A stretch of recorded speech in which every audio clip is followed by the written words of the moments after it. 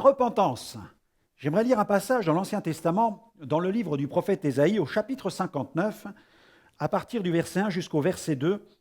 Voilà ce que déclare le prophète. Il dit « Non, la main de l'Éternel n'est pas trop courte pour sauver, ni son oreille trop dure pour entendre, mais ce sont vos crimes qui mettent une séparation entre vous et votre Dieu, ce sont vos péchés qui vous cachent sa face et l'empêchent de vous écouter. » Amen.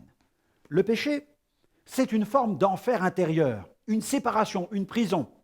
C'est aussi une chaîne, un esclavage. À cause du péché, les êtres humains ploient sous un joug et leur conscience demeure chargée.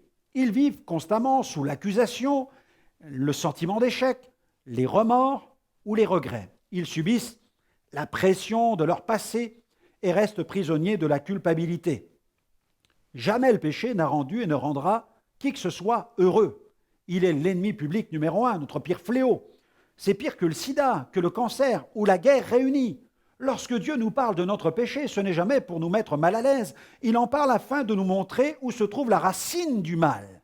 Les discours moralisateurs en la matière ne font que repousser ceux qui les entendent comme ceux qui les tiennent.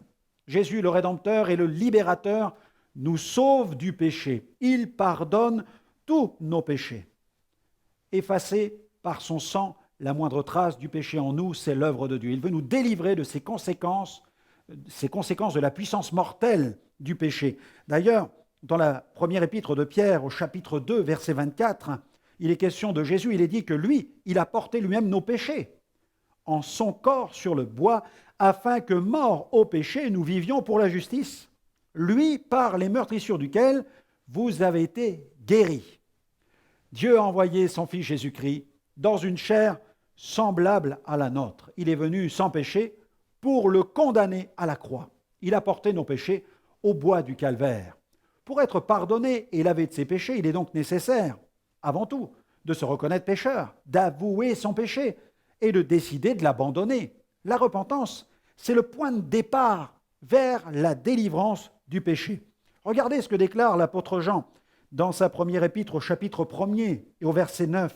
« Si nous confessons nos péchés, il est fidèle et juste pour nous les pardonner et pour nous purifier de toute iniquité. » Alors j'aimerais vous recommander cette simple prière aujourd'hui. « Seigneur, merci pour ton esprit qui me convainc de péché. Je te demande pardon et je te prie de m'aider à combattre ce qui pourrait me faire tomber ou ce qui me fait tomber aujourd'hui. Pardonne mes péchés, Seigneur. »